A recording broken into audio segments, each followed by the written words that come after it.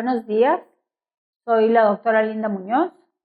Me toca darles la primera clase de hepatología, que es fisiología y métodos paraclínicos para el estudio de enfermedades de hígado y vías biliares.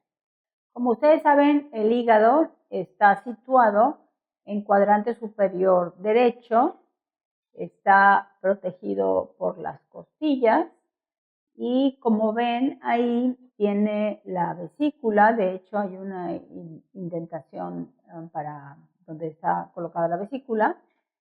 En la parte de abajo pueden ver que está el riñón derecho, que tiene contacto directo con el hígado, y hacia el lado izquierdo del paciente se ve el estómago y el vaso. Vean cómo el vaso normalmente es pequeño, pero cuando hay datos de hipertensión portal pues crece. Del lado derecho, como ven, abajito del riñón está el colon, y esa parte del colon se llama ángulo hepático. Tiene su ángulo hepático y también su ángulo esplénico en el lado opuesto. Y luego pues ven ahí el epiplón, ¿verdad? También aquí es muy importante ubicarnos en el hilio hepático. Más adelante en otras diapositivas viene con más detalle, pero ahí pueden ver en verde la vía biliar, en rojo la arteria, y más hacia el fondo está la vena, que es en azul. Hacia arriba, en el hígado, pueden ver el ligamento redondo, y entre el ligamento redondo y la vesícula está el lóbulo cuadrado. Más adelantito vamos a ver los otros lóbulos y segmentos. Bueno, vean aquí cómo el ligamento falciforme por la parte anterior prácticamente divide los lóbulos. Sin embargo, el lóbulo izquierdo empieza antes del ligamento falciforme, pero ahí están viendo el nombre de los dos lóbulos. Por arriba está íntimamente relacionado con el hemidiafragma del lado derecho. Por eso algunas patologías inflamatorias, como un absceso hepático, pueden dar derrame pleural por contigüidad. Si vemos el hígado por la parte de abajo, en la parte baja de la diapositiva, vean cómo la vena cava inferior está íntimamente relacionada con la parte posterior del hígado, y por ahí empieza el lóbulo hepático izquierdo, y luego vean el hilio abajo junto a la vía biliar, está la vesícula, y del otro lado está la arteria y la vena. Y ahí están las indentaciones que les mostraba de los otros órganos. Ahí voy a pasarles la siguiente. Esta diapositiva es muy importante para que entiendan cualquier situación relacionada, por ejemplo, con una cirugía de hígado en donde se tiene que extirpar un lóbulo. Vean cómo todos los lóbulos que se divide aquí el hígado llevan su vena, su arteria, su vía biliar. Fíjense cómo la vena porta está en un color más azulito moradito, y hacia arriba las que están en azul son las venas suprahepáticas.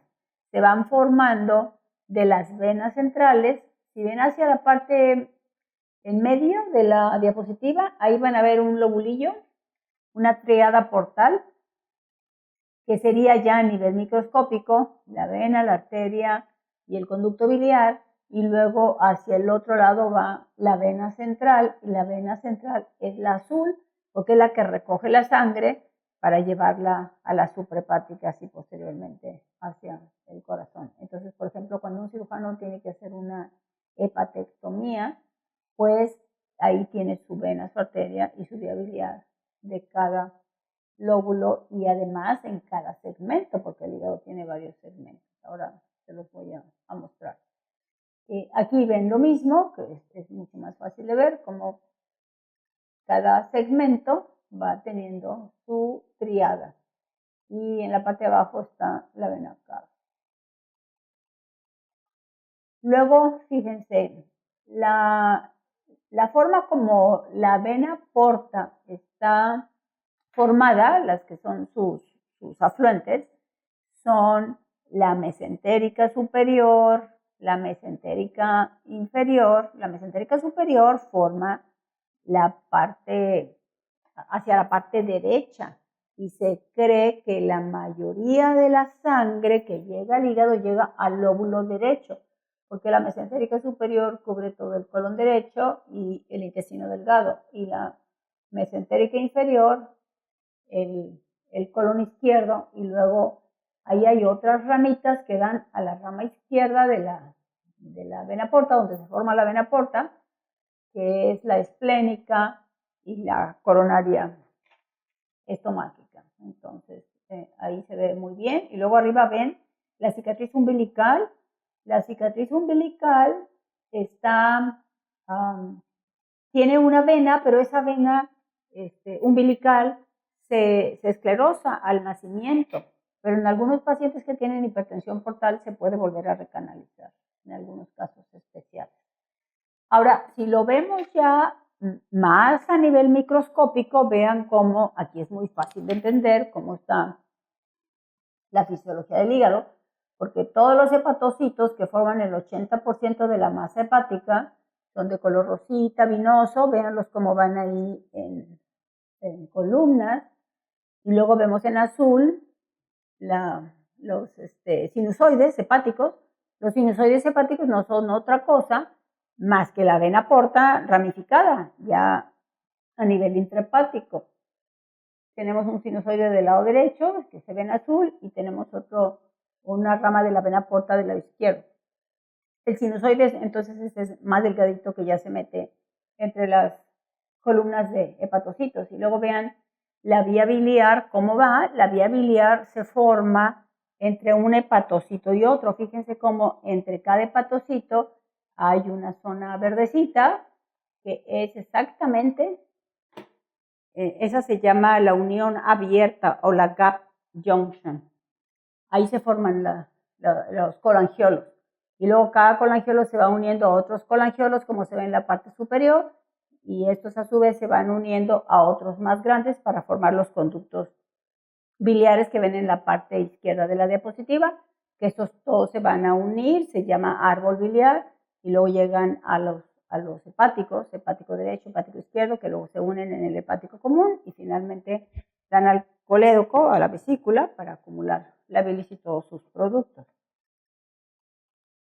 Esta es otra diapositiva que nos marca muy bien cómo se hace la división de los sinusoides. Arriba va una rama de la porta, más gruesa, y vean todos los sinusoides pequeñitos entre columnas y columnas de hepatocitos, en donde se hace todo el intercambio de solutos, todo el metabolismo que lleva a cabo el hígado de carbohidratos, de proteínas, de grasas, ahí se da el intercambio. Luego, cuando conjuga la bilirrubina de indirecta a directa y luego la excreta hacia el sinusoide, y del sinusoide se va uniendo a otros sinusoides para mandarla a la circulación general, que, como les decía, va a ser recogida por la vena central que veíamos en la primera diapositiva. Y aquí tenemos, bueno, la formación de la bilirrubina, ¿verdad? Viene del 80% de la lisis de los eritrocitos, que llegan a su vida media más o menos en 120 días. Entonces, y otro porcentaje, un 20%, viene del hígado. Están las enzimas hepáticas M y la M-oxigenasa para dar lugar a la biliverdina, y luego la biliverdina se va a convertir en bilirrubina, y luego la bilirrubina se glucoroniza en bilirrubina directa y se diferencia de la indirecta. Entonces podemos tener elevación, por ejemplo, de bilirrubina indirecta, que no tiene que ver con el hígado, que puede ser por padecimientos hematológicos, o el síndrome de Gilbert, en donde el hígado no conjuga la bilirrubina, la suelta otra vez a circulación general, entonces aumenta la bilirrubina indirecta, aunque no es una elevación muy importante, es un defecto, no es una enfermedad del síndrome de Gilbert, simplemente no se conjuga la bilirrubina y se regresa una parte al torrente circulatorio. Bueno, en esta que sigue son los dibujos de Netter, son una serie de atlas muy interesantes porque todos estos dibujos están hechos a mano. El libro tiene muchos volúmenes, se hizo hace mucho tiempo y existe de todos los aparatos y sistemas. Aquí es para señalar como en la parte izquierda están los hepatocitos que tienen ahí su forma característica.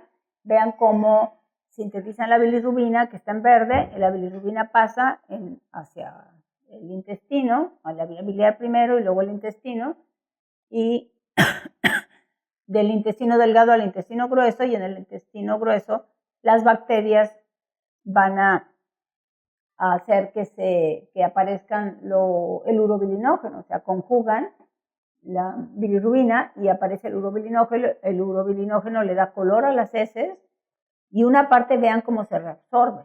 Se reabsorbe a circulación, lo que se llama circulación enterohepática. Eso es exactamente del hígado al intestino y del intestino se regresa al hígado, enterohepática. Por ejemplo, los ácidos biliares se sintetizan en el hígado, llegan al intestino, se conjugan, regresan, en el hígado se combinan con taurina y dan las sales biliares. Los ácidos biliares pueden ser primarios o secundarios. Y luego vean cómo una parte de ese urobilinógeno pasa al torrente circulatorio hacia arriba, pero ya es una parte menor. De manera que entonces en la orina, bien del lado derecho del riñón, puede haber una cierta cantidad de urobilinógeno y eso es perfectamente normal. Ahora aquí vienen unos ejemplos ya con patologías. En el lado derecho es la colestasis intrahepática. Colestasis significa retención de pigmentos biliares y ahí puede haber una falta de excreción o falta de conjugación y concentración, lo que les explicaba ahorita de la bilirrubina, o bien una concentración, un bloqueo en la concentración del urobilinógeno y entonces el paciente tiene las heces de color claro. Pero ahí está pasando algo de bilirrubina. Cuando no pasa nada, no se forma nada de urobilinógeno y entonces las heces son blancas, es la acólera. Pero hay grados. Entonces, por ejemplo, este paciente está reabsorbiendo mucho y tiene una cantidad aumentada de urobilinógeno en orina, esto por la circulación enterohepática, y también aparece bilirrubina en la orina, que no es normal. Del otro lado, tenemos un problema también de colestasis, pero dada por una obstrucción. La del lado izquierdo es una colestasis intrahepática. Por alguna razón, el hígado no puede eliminar bien los pigmentos, pero en la del lado derecho hay una obstrucción. Puede ser un tumor, puede ser una piedra. Ahí lo ven en la parte inferior. Por ejemplo, un tumor de páncreas tapa completamente la salida de la bilis porque el colédoco desemboca a la ámpula de Vater al mismo tiempo que el conducto de Wilson, pero a veces desemboca en el Wilson o viceversa, el Wilson en el colédoco. Entonces, algo que obstruye tapa para los dos lados. Entonces, ese paciente tiene una retención de pigmentos, tiene ictericia, está mucho más ictérico que el del otro lado, y además vean cómo los conductos se hacen grandes. Entonces, tiene una colestasis y tiene una dilatación de vías biliares. La dilatación de vías biliares tarda varios días en darse, unas 2 semanas, en que ya en un eco puedas ver que tiene dilatadas vías biliares. Entonces, la dilatación de vías biliares es igual a una obstrucción, por cualquiera que sea la causa. Entonces, ese paciente no va a tener urobilinógeno porque no pasó nada de bilis al intestino y las bacterias no pudieron hacer nada. Las heces son blancas completamente y trae bilirrubinas muy aumentadas en la orina. Bueno, cambiando un poco el tema hacia las hepatitis crónicas y su evolución hacia la cirrosis, vamos a ver el cuadro que ven aquí, pues a veces es un cuadro ya muy avanzado, donde el paciente llega ya con muchas complicaciones, ya con cirrosis avanzada, y en la cirrosis pueden hacer encefalopatía, pueden tener toxinas que se van al cerebro, dan falsas señales y el paciente tiene desorientación, pueden tener las varices esofágicas, ahí está marcado el esófago. En los hombres puede haber ginecomastia y a veces los diuréticos que usamos, la espironolactona, les produce más ginecomastia y dolor. Vean el hígado completamente cirrótico y vean también la vena umbilical recanalizada. Esa imagen se llama cabeza de medusa. Esa cabeza de medusa, pues es de la mitología griega, por ahí la podemos leer. Que Medusa estaba enamorada de Perseo y había por ahí otra persona que tenía muchos celos de ella, entonces le daba un té y sus rizos se convertían en serpientes, entonces y luego le cortaron la cabeza a Medusa y por eso se llama cabeza de medusa, la circulación colateral, porque la circulación se aleja del ombligo, o sea, la parte de arriba la circulación va hacia arriba y la parte de abajo la circulación va hacia abajo. Luego también hay hipogonadismo, hay ascitis, vean lo oscuro que se ve en el abdomen, es líquido libre, y los estigmas de hepatopatía crónica pues pueden ser el eritema palmar, las telangiectasias, que son arañas vasculares, leuconiquia y otras. Estos pacientes también empiezan por inflamarse de sus pies, puede haber ascitis con edema o a veces nada más ascitis sin edema. Y luego hay una tendencia más hemorrágica porque el hígado sintetiza los factores de coagulación y en una cirrosis pues poco a poco los va dejando de sintetizar, entonces hay que ponerles vitamina K para estar seguros que no sea nada más la falta de vitamina K para llevar a cabo la coagulación. La vitamina K está en las ensaladas y muchos pacientes no comen nada de verduras. Bueno, acá para que entiendan un poco más la hipertensión portal, ese paciente que les acabo de mostrar tiene hipertensión portal, por eso acumula líquido y por eso puede hacer varices esofágicas. La hipertensión portal se puede catalogar en prehepática cuando tienes una condición que te aumenta la presión de la porta antes de llegar al hígado. La hipertensión portal intrahepática pues es cuando tienes una patología dentro del hígado que te aumenta la presión, en este caso puede ser la misma cirrosis hepática, y en la prehepática pudiera ser un trombo en la vena porta, pudiera ser una pancreatitis que se complica también con un trombo en la rama izquierda de la porta, y la posthepática es ya una vez pasado el hígado, como las membranas o el síndrome de Buchiari, donde hay una obstrucción ahí al flujo de la sangre. Esa es hipertensión portal. Luego vean estas ramificaciones tan importantes. Esta es la circulación del hígado. Este modelo está en el Museo Bicentenario de León. Vean cómo está todas las ramificaciones, son impresionantes la cantidad. Es circulación venosa. Ahora vean ahí cabeza de medusa, este paciente sentado, vean cómo se le ingurgitaba mucho más. Son dos pacientes diferentes, el que está en medio y el que está al lado derecho. Y luego arriba es otra paciente con sus deditos en palillo de tambor. Esto es por cortocircuitos arteriovenosos, por patología hepática que puede dar el síndrome hepatopulmonar. Estos pacientes tienen una hipoxemia importante. Y abajo, bueno, la ictericia. Ahí está la cabeza de medusa. Conste que se las localicé. Esa la tomé hace un par de años y no la encontraba. ¿Dónde estaba? Ahí está medusa cuando le cortan la cabeza. Por portarse mal. Entonces vean, como si se asemeja mucho todas esas venas, cómo se disponen, alejándose del ombligo y se parecen a la cabeza de medusa. Esa chiquita tenía un síndrome hepatopulmonar, vean sus deditos hipocráticos y con cianosis importante, cianosis periférica y cianosis central. La enfermedad de Wilson es una enfermedad que puede darnos afecciones importantes. Esta paciente tuvo una hepatitis fulminante por enfermedad de Wilson, que es un defecto de metabolismo de cobre, y vean alrededor de sus ojos del iris, esto es acúmulo de cobre y se llama anillos de Kaiser-Fleischer.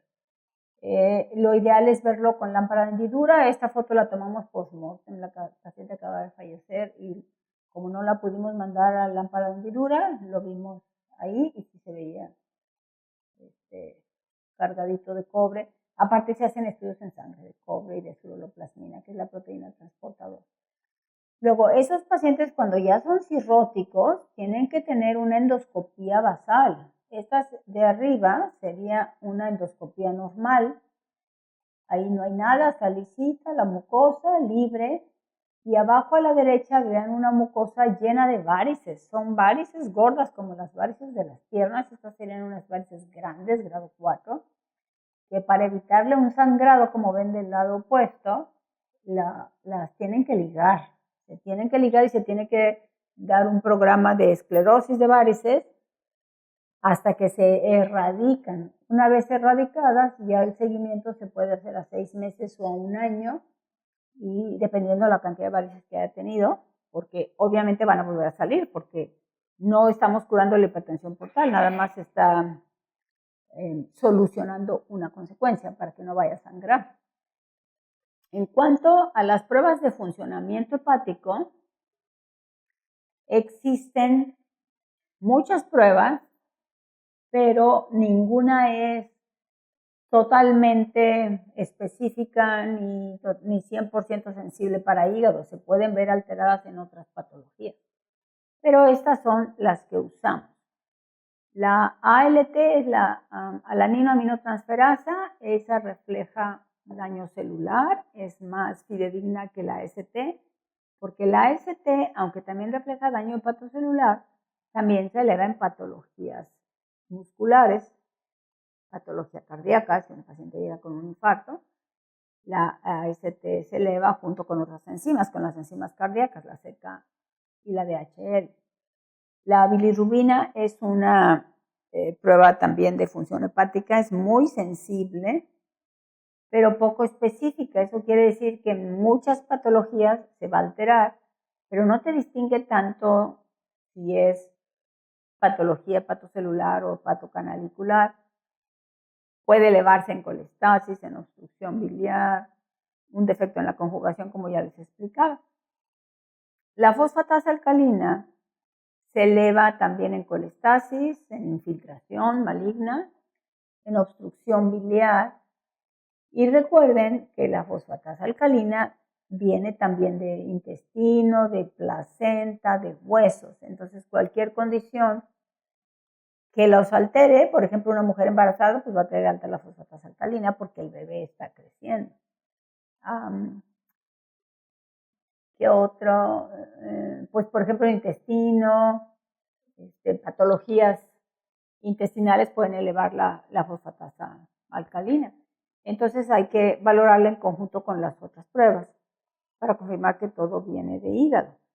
El tiempo de protrombina nos habla de la función sintética del hígado, porque el hígado, acuérdense que sintetiza todas las proteínas que utilizamos en el organismo.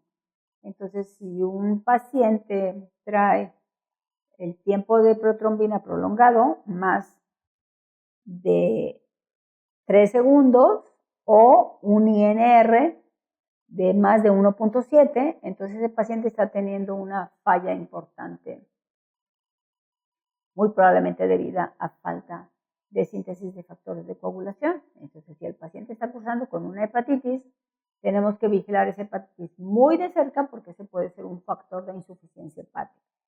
Y esto se valora en conjunto con la albúmina. Aunque la albúmina, ustedes saben que depende del nivel de nutrición, de que no tenga un catabolismo, que no esté séptico, que no esté en terapia intensiva, porque obviamente va a estar consumiendo albúmina. Entonces hay que valorarlo en medida de cómo está el estatus del paciente, ¿verdad? Si el paciente viene de su casa caminando, es una cosa; si está en terapia intensiva, es otra cosa. Entonces, la albúmina, cuando baja de manera lenta y sostenida, casi siempre eso lo hace en la cirrosis hepática.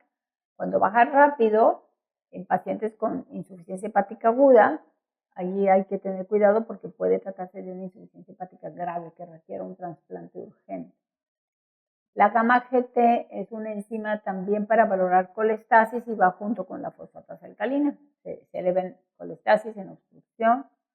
Los ácidos biliares que les mencionaba, los que tienen la circulación enterohepática, También son muy útiles para confirmar colestasis importante. La prueba se hace en ayunas y luego se les da una cantidad fija de grasa y proteínas y se les vuelve a medir a las 3 horas y los ácidos biliares con función hepática normal deben haber regresado a lo normal. De lo contrario, estamos hablando de una colestasis. La 5-nucleotidasa realmente ya no la usamos y la DHL no es específica de hígado, es más específica de daño celular en general.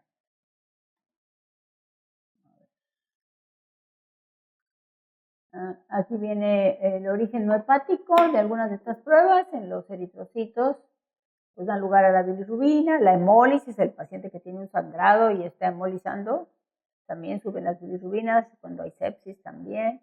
La ST ya dijimos que músculo esquelético y músculo cardíaco, la DHL corazón, eritrocitos, la fosfatasa también viene de hueso, de placenta, de riñones, el primer trimestre del embarazo.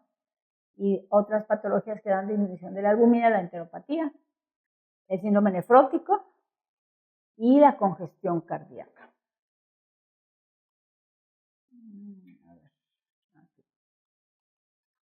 El rango de elevación, para considerar si es una elevación importante o no, ahí están los valores normales. Vean, una elevación mínima, pues serían 2 o 3 veces. Una elevación moderada, 2, 3, hasta 20 veces, y más de 20 veces en todas esas. En ACT y en LT es muy significativo. Por ejemplo, unas hepatitis virales pueden venir con 2.000 o 3.000 de transaminasas cuando el valor normal es hasta 30 o 40 según el laboratorio. Y en la fosfatasa alcalina, cuando el paciente tiene una hepatitis, sí se eleva la fosfatasa y la gamma GT, pero se eleva levemente, cuando mucho 2 o 3 veces. Pero si ya tienes una elevación de más de 10 veces, entonces sí estás hablando de un factor colesterol. En cuanto a la infección por virus de hepatitis, en esta diapositiva está el virus C. Y aquí vemos en la línea del tiempo, cuando se infectan, cómo suben primero las transaminasas y ahí ya tiene circulando RNA en sangre, RNA del virus, pero los síntomas empiezan unas 2 semanas después. Y luego van normalizándose para que posteriormente las transaminasas vayan bajando y el anticuerpo contra el virus C quede determinado, ¿verdad? Porque el anticuerpo lo produce el hospedero. Actualmente ya con los métodos que usamos de tercera generación aparece mucho antes el anticuerpo. Cuando un paciente se cura de una hepatitis viral, siempre lo hace dentro de los primeros 6 meses. Aquí es el punto corte. Si están más de 6 meses alteradas las pruebas o el RNA del virus positivo, porque ahí está marcado nada más el anticuerpo, pero hay que hacer un RNA para saber cuándo el virus desaparece. Cuando ya la infección progresó a daño crónico, entonces va a tener oscilaciones en la elevación de las transaminasas, pueden estar de repente normal, de repente altas, pero lo que va a persistir es el RNA del virus. Los síntomas pueden persistir o puede estar completamente asintomático. Este es el paciente que necesitamos tratar con antivirales de acción directa para curarlo. Estas son las pruebas diagnósticas. El anticuerpo contra el virus es el primero que detectamos. Para saber si el virus todavía está presente, se hace el RNA. Cualitativo o cuantitativo, ya actualmente los métodos son tan sensibles que el cuantitativo detecta a partir de 15 unidades internacionales y el cualitativo a partir de 12, entonces prácticamente son iguales. El genotipo es importante porque dependiendo del genotipo es el tratamiento que le vamos a dar. Aunque ya en México existen medicamentos que pueden curar cualquier genotipo, pero todavía tenemos que hacer la determinación para saber si es genotipo 1, es el más frecuente, genotipo 2, 3 son menos frecuentes, aunque aquí en el norte sí los tenemos con mayor frecuencia porque hay más drogadicción y probablemente exposición en factores de riesgo. Y otros genotipos, el 4, el 5, el 6, ¿no? Casi no se ven acá. Ahí están. El 1 es el 75%, de las personas infectadas, el 2 y el 3 se ve, el 3 se puede asociar más a contaminación por drogas, inyección con drogas endovenosas que pueden compartir jeringas, el 4 en Oriente Medio y Noráfrica y el 5 en Sudáfrica. Hay un 6 en Asia y ya hay un 7 de Sudáfrica. El diagnóstico de la hepatitis C, entonces, no es nada más detectar el anticuerpo por método de ELISA, sino detectar el virus, que es el RNA. Si está positivo, entonces ya diagnostica la hepatitis C y procedes a hacer el fenotipo y a ver qué tratamiento es el que lo va a curar. Ahora, hay que tener cuidado para interpretar los resultados, porque a veces mandan al paciente con diagnóstico de hepatitis C porque trae un PCR positivo, un anticuerpo positivo con un RNA negativo. Entonces, el anticuerpo, acuérdense que ese no va a desaparecer nunca, porque ese nos habla del contacto con el virus. Lo que te va a decir si tiene actualmente la hepatitis o no es el PCR. Entonces, si el PCR está positivo y el anticuerpo está positivo, el paciente tiene virus presente. Si tiene el anticuerpo positivo y el PCR negativo, ese paciente ya se curó, tiene una infección resuelta. O es una prueba falsa positiva que se da en menos del 1%, o bien está con límites muy bajos, o sea, del virus, y habrá que seguirlo en el tiempo. Hay una infección que se llama la infección oculta, en la que el anticuerpo es negativo, que es la última opción aquí, y el RNA positivo. Mientras el RNA sea positivo, hay infección. Eso puede suceder en pacientes hemodializados o pacientes inmunocomprometidos, porque no generan el anticuerpo como lo deben generar y entonces el virus se queda en su organismo produciendo daño. Estos son algunos de los métodos, el PCR en tiempo real. En cuanto a la hepatitis B de bueno, la historia natural es adquirir una hepatitis aguda. Si se adquiere en la infancia, en niños recién nacidos, pues 90% se quedan como portadores crónicos. Por eso en México desde el año 1999 se incluyó la vacuna de la hepatitis B en el esquema de vacunación, así que los de ustedes que hayan nacido del 99 para acá están protegidos. Si nacieron antes, hay que vacunar contra esta hepatitis. Si la infección la adquieres en la edad adulta, entonces 90% se curan y solo 10% se quedan con infección crónica. El riesgo de infección, aparte de contacto con la sangre o sus productos, es por relación sexual. Es un 30% de riesgo, 25-30% en la pareja. Entonces hay que estudiar a la pareja también. El riesgo de esta hepatitis es que se quede como crónica, que desarrollen eventualmente cirrosis, cáncer de hígado y que requieran un trasplante, que tengan descompensación. Sin embargo, debo decirles que los antivirales para hepatitis B hoy en día son muy efectivos y pueden controlar la enfermedad y evitar prácticamente que el paciente vaya a un trasplante, pero la tienen que tomar de por vida. Los marcadores serológicos de infección aguda por hepatitis B es el antígeno de superficie, cuando están elevadas las transaminasas, y el anticore primero, el IgM. Antígeno de superficie y anticore IgM es igual a hepatitis aguda. Después de unos meses se desarrolla el anticore IgG, perdón, no es este es el anticuerpo contra antígeno de superficie, el anticore IgG, y eso nos establece el estado del portador crónico, y entonces ya procedemos a hacerle DNA, porque este es un virus DNA, y del virus completo y antígeno E, que van de la mano con replicación viral. Cuando estos desaparecen, quiere decir que ya no hay replicación viral. El único anticuerpo que protege contra la infección del virus B es el anticuerpo contra el antígeno de superficie, el que está acá en celeste, anti-HBs, porque ese sí va a proteger de posibles infecciones futuras. Por eso en la vacuna se pone DNA recombinante del virus, que no te va a causar infección, pero sí te va a causar el estímulo de la respuesta inmune, vas a generar un anticuerpo contra antígeno de superficie y entonces estás protegido de por vida. Nada más que tienes que recibir 3 dosis, 0, 1 y 6 meses, y entonces sí tienes una protección de por vida. Primero se pensaba que era solo por 10 años, pero ahora se ha visto que es de por vida. Este es el caso de hepatitis B, pero que ya se queda como portador crónico, tiene el anticore total continuo, ya no tiene anticuerpo contra antígeno de superficie, tiene anticuerpo contra antígeno E y tiene DNA antígeno E.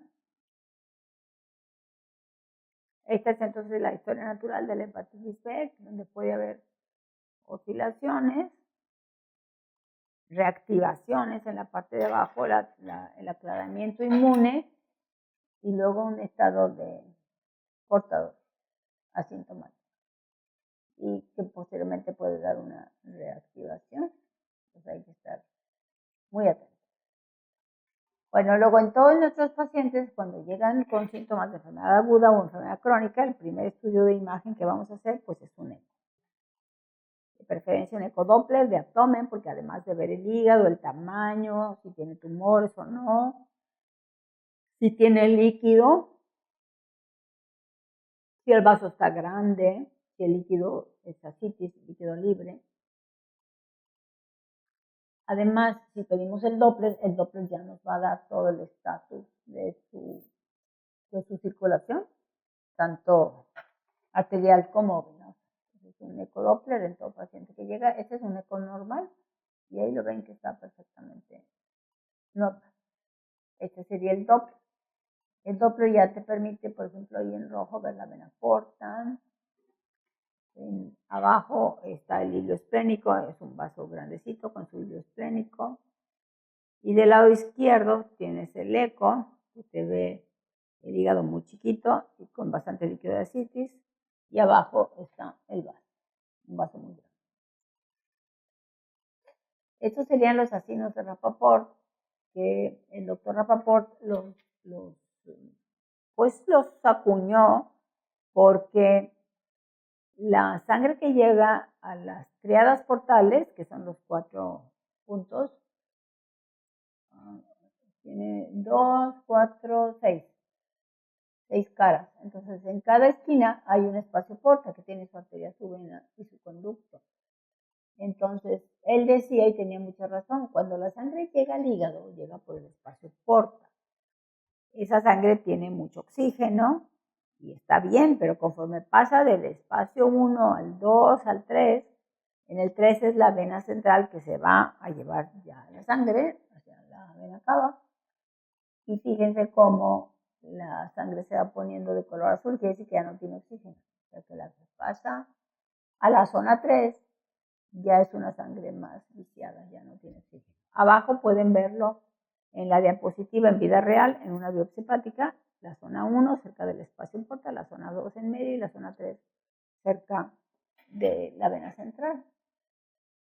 Es para fines de entender.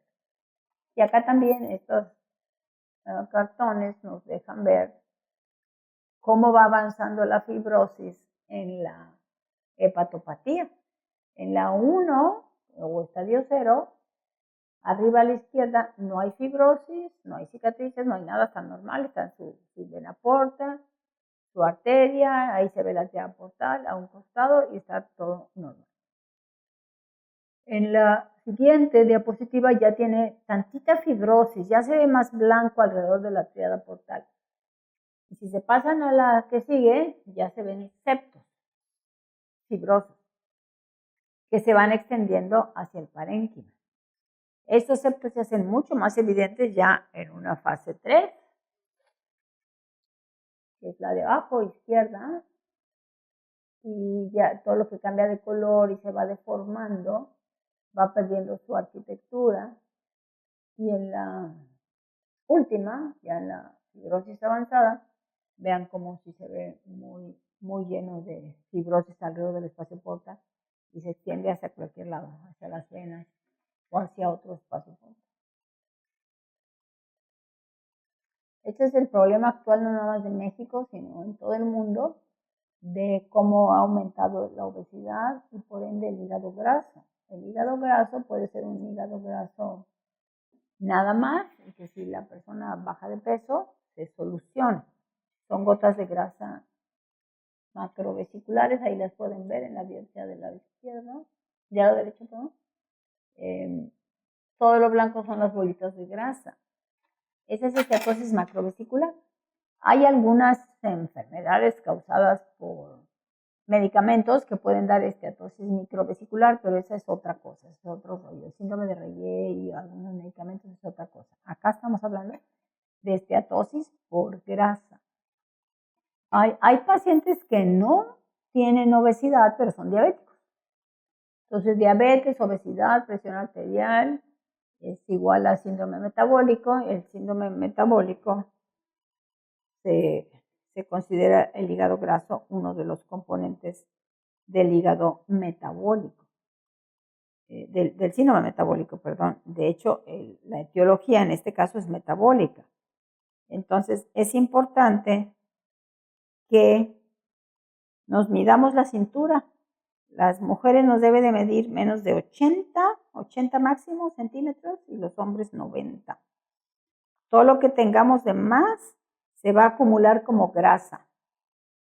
Y toda esa grasa nos va a hacer mucho daño porque se puede convertir una esteatosis simple en una esteatohepatitis. Y la esteatohepatitis, la diferencia es que tiene inflamación y eso hace que la enfermedad avance. Tienen degeneración balonoide, pueden tener hialino alcohólico de Mallory, aunque no tomen alcohol, pero sí se llama hialino de Mallory. Y mucha inflamación. Aquí ven cómo abajo están las diapositivas donde ven la infiltración celular. En la primera, más leve, en la segunda es ya más cercana. Y la tercera, aparte de la reactivación celular, tiene fibrosis. Todo lo que está en azul es fibrosis y la fibrosis puede empezar como tela de gallinero y darles manifestaciones clínicas de hipertensión portátil. Arriba en los estudios de imagen ven del lado izquierdo un hígado brillante en un eco, que es por hígado graso, y del lado derecho en un TAC. El hígado se ve más claro porque le baja la densidad. Aquí está más oscuro que el riñón, que el vaso, perdón, también se puede comparar con el riñón. Y en el eco se ve más brillante que el riñón. Entonces hay que verlo, porque a veces no lo reportan los radiólogos. Ahora vean todas las complicaciones que tiene una persona con obesidad. No nada más es el hígado, es el corazón, los pulmones, vean cómo queda su caja torácica atrapada y una cantidad de grasa a nivel generalizado. Las articulaciones, cómo se las dañan, etcétera. En cuanto a las colangiopatías, les voy a mencionar algo breve. Son las enfermedades primarias de la vía biliar. Tenemos estudios radiológicos contrastados donde puedes verlo, pero tenemos métodos también no invasivos, porque la CEPRE es un método que está a la derecha, es un método invasivo que se usa ya nada más como terapéutica, ya no se usa como diagnóstica. Antes se usaba como diagnóstica, pero como puede tener complicaciones como la pancreatitis, la CEPRE nada más se usa para tratamiento. Aquí tenemos unos conductos biliares arrosariados. Esta enfermedad se llama colangitis esclerosante primaria. Se diagnostica, puede ser por CEPRE, pero como ahora ya tenemos la resonancia magnética, es un método no invasivo y te permite ver bien si hay dilatación de vías biliares o si hay conductos arrosariados. Aquí lo que ven ahí en la del medio es conducto dilatado. Y la primera está normal, la de la izquierda. Y acá a la derecha tienen un colon por enema que realmente ya no se usa la colonoscopía, pero ahí se ven unas ulceritas de enfermedad inflamatoria asociada a colangitis esclerosante. Esta es la colangioresonancia, donde ven un colédoco normal y un cístico remanente normal. Y acá tienen el equivalente en el otro lado. Aquí tenemos una dilatación de vías biliares importante. en una paciente que estaba trasplantada de hígado y que hizo una estenosis de la unión del hepático del donador y el hepático del receptor, y entonces se estenosó, se le dilató y se puede poner al principio prótesis y luego se hacen varias dilataciones y puede quedar resuelto. Aquí tenemos un hígado colestásico, vean el hígado fijado como está verde, y arriba todo el colapso que tuvo este hígado. Fue un hígado de células gigantes de la tripa. Ahí está la hepatitis de células gigantes. Vean cómo hubo mucho infiltrado inflamatorio, cuerpos apoptóticos y las células gigantes. La falla hepática, falla primaria del injerto, cuando esta se ve en el posttrasplante inmediato, y esta puede dañar mucho la vía biliar porque la arteria irriga la vía biliar. Entonces, cuando está alterada la vía biliar, siempre hay que pensar que hubo sufrimiento de la arteria y resolver el sufrimiento de la arteria. Para otras etiologías de hepatitis crónica están las autoinmunes, en las que haces los autoanticuerpos, antimusculo liso, antinucleares, antígeno hepático soluble en formas más graves, y en la tipo 2 el antimicrosoma hepatorrenal. Este es bastante más grave la dosis. En esta diapositiva se muestra las alteraciones típicas de la hepatitis autoinmune. Son mujeres jóvenes o hasta la cuarta década de la vida que tienen gamma-globulinemia y que pueden tener anticuerpos positivos antinucleares. Antimitocondriales no necesariamente, antimúsculo liso, antimicrosoma hepatorrenal. Y hay un riesgo relacionado con HLA, B8, DR3 y DR4.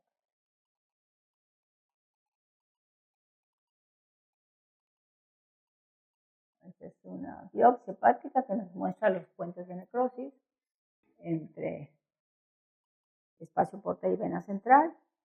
Tiene mucho infiltrado inflamatorio y ahí se va extendiendo la fibrosis. Hay una tinción especial para la fibrosis que la tiene en azul. Esta es una lesión patognomónica de la colangitis biliar primaria, que antes se llamaba cirrosis biliar primaria. Ahí ven un conducto dañado en el centro, rodeado de un enorme gránulo. En cuanto a métodos no invasivos para medir fibrosis, pues existen muchos métodos en sangre, métodos como las elastografías. Estos son solamente algunos. El Fibromax sí está generalizado en México, sí se usa en muchas partes, y le tomas todas esas determinaciones, además peso, estatura. Se hace un cálculo en un software que está patentado, francés. Estas pruebas las han desarrollado los franceses, las de métodos no invasivos. Y calculas si tiene cirrosis o no. Aquí en la primera a la izquierda es F0. Esa persona no tiene fibrosis avanzada, está normal, pero tiene mucha grasa. La que sigue es S3, S4, esa es grasa. Y la A2 quiere decir actividad e inflamación, si las transaminasas están altas, etc. Y luego la que sigue, H0, es cuando el daño es por alcohol, y NASH test es con un score de 50.50, si es altamente sugestiva de hígado graso. Este es otro método para medición no invasiva de fibrosis. Este es el de primera generación, el FibroScan, que es un método que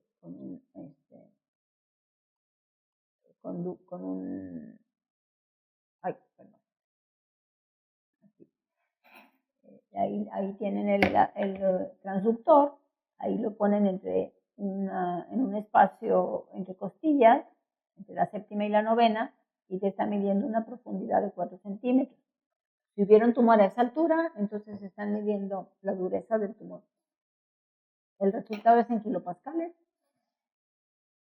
más o menos por arriba de 12 kilopascales ya es una fibrosis significativa. Este es un método de más reciente generación. Este es en tiempo real, es una elastografía. A través de un ultrasonido ves el hígado, ves dónde estás midiendo. Si el paciente tiene ascitis, lo volteas de lado. Si tiene obesidad, también lo volteas de lado.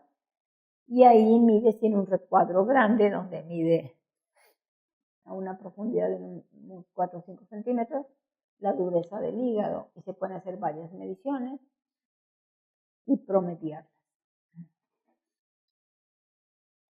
Tiene más aplicación. Aquí es el mismo. Estas diapositivas las tomé en Francia cuando fuimos a ver este método, pero ya lo tenemos aquí en Monterrey hace casi 2 años, aquí en la unidad de hígado. Este es otro método muy sensible, de hecho este es el más sensible de todos, es la resonancia, elastografía por resonancia.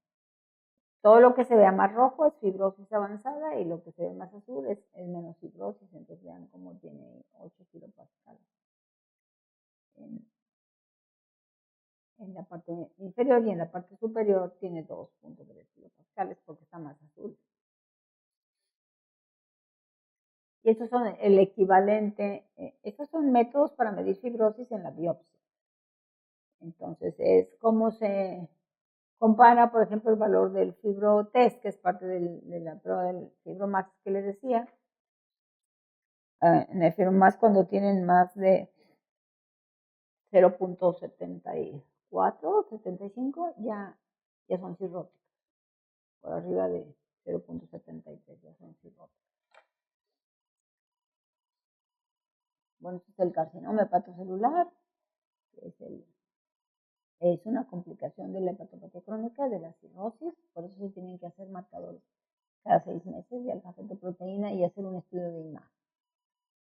Ahí sería un aspirado para ver si ese paciente tiene células malignas. Es un nódulo con displasia de alto grado. Ahí lo ven.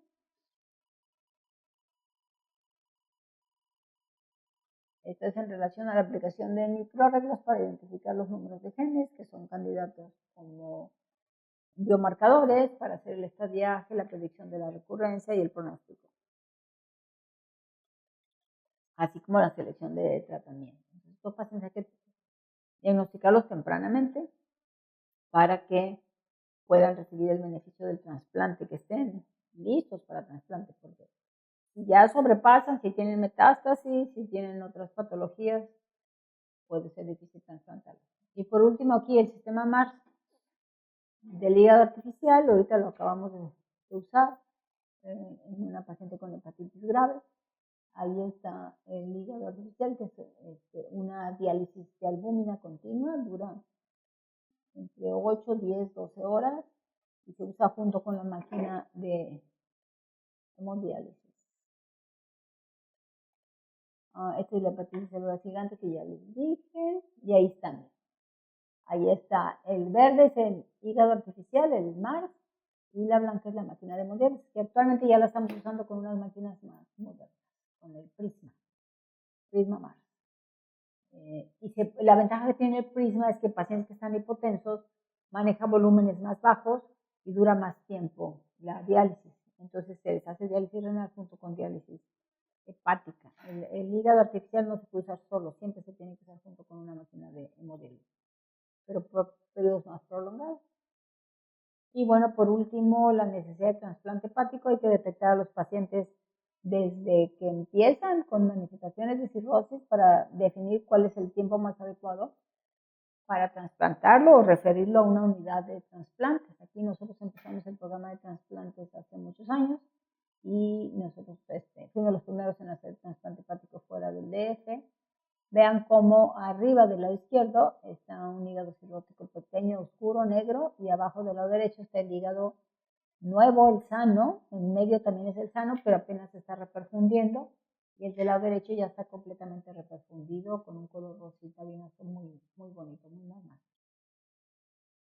Y ya, pues entonces hasta ahí son los métodos paraclínicos y estudios de imagen para diagnóstico, tratamiento de las enfermedades hepáticas. Muchas gracias.